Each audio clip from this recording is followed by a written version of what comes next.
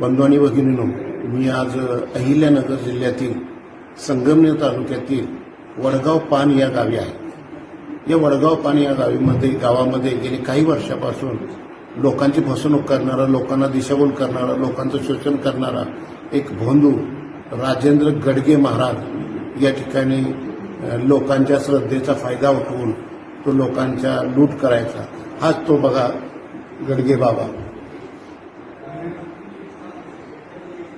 हा गडगे बाबा याच दरबारामध्ये, आता आपल्याला बघताय की तुम्हाला हा दरबार दिसतो, या दरबारामध्ये तो या ठिकाणी आसनावर बसायचा आणि लोकांना असाध्य आजार बरे करण्याचा दावा करायचा. या ठिकाणी दत्त प्रसन्न आहे, मला दैवी शक्ती लाभली असा दावा करून हा महाराज लोकांना फसवत होता. लोकांच्याकडून पैसे उकळायचा, औषध उपचार करायचा, कॅन्सर सारखा अत्यंत गंभीर आजार सुद्धा हा बरा करण्याचा दावा करत होता. आणि याचे अनेक भक्त या ठिकाणी आपल्याला दिसेल. हा मोठ्याच्या मोठा दरबार आहे.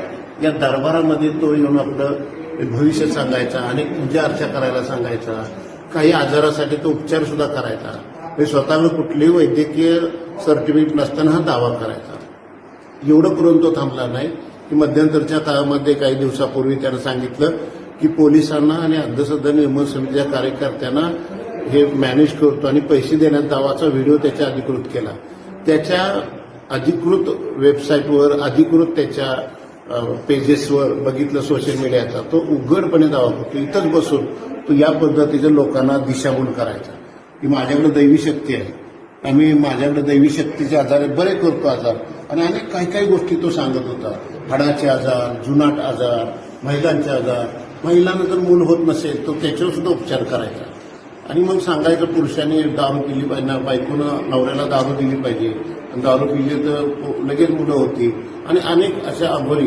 कदाचित हा पण नाशिकमधला खरात असेल, तो खरातचा हा कदाचित भाऊबंदच असावा, किंबहुना खराताची जी प्रवृत्ती आहे शोषण करण्याची, मग लोकांना, महिलांना शोषण, त्यामुळे अधिक तपास व्हावा यासाठी महाराष्ट्र अंधश्रद्धा निर्मूलन समितीचे बुवाबाजी विभागाच्या राज्य कार्यवाह ॲडव्होकेट रंजना गव्हाणे यांनी संगमनेर पोलीस स्टेशनमध्ये यापूर्वी तक्रार दिली होती.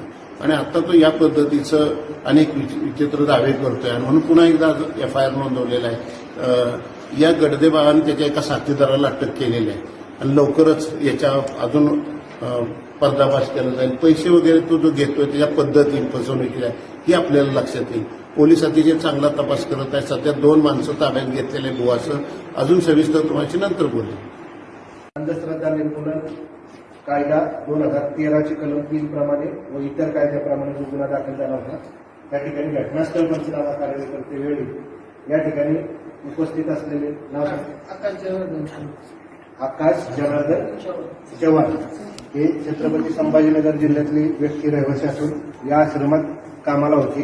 त्यांनी या ठिकाणी आपल्या दत्तधाममध्ये महाराजांच्या सोबत एक सेवक आहे.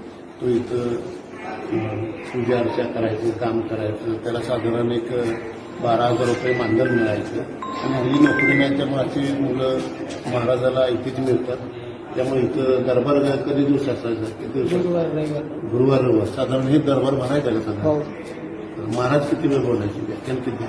दिवसभर व्याख्यान असेल. कसं असायचं टाइम? सकाळी 7 वाजता यायचे, 7 ते 8 ध्यान साधना, मग नंतर प्रार्थना आणि 4 वाजता संकल्प. आणि इथं माणसं आलेली काय करायचं? व्याख्यान ऐकायची काय? मग आल्यानंतर असं प्रश्न सांगायचे काय लोकांना? बाबा मला पोर होत नाही, कमी आजार आहे वगैरे, त्याच्यावर औषध द्यायचे. औषध द्यायचं. कॅन्सर देत होते? कॅन्सर, मुतखडा वगैरे झालं ते औषध देत होते त्याच्यावर. हे काय औषधाचं दुकान आहे काही? औषधाचं दुकानदारात जाऊन येतात.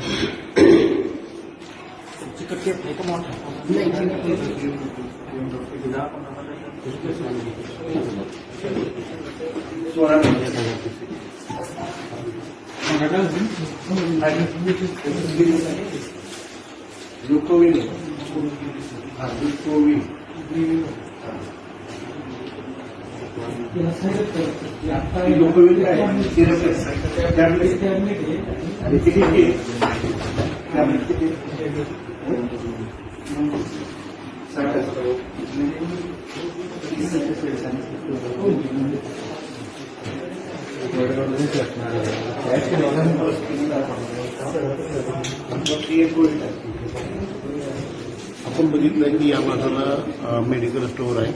या मेडिकल स्टोअरला कुठली परवानगी नाही, कुठलंही शॉप ऍक्ट नाही, कुठलाही मेडिकल स्टोअर किंवा फार्मसी झालेला माणूस नाही, असं अवैद्यकीय पद्धतीनं सगळं बेकायदेशीर.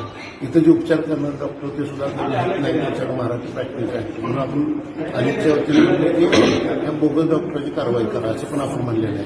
Drugs and magic remedy act खाली पण कारवाई करा असं पण आपण म्हणलेलं आहे. आणि जो असाध्य आजारावर उपचार करणार म्हणून लक्षात देखील असे अनेक तरुण पोरं हे जे आहेत किंवा एक नोकरी नाही म्हणून पगार नसते म्हणून काम करतात, पण ते फसवणूक गेले. तू किती दिवस झाला इथं? एक महिना. 1 महिना झाला आहे.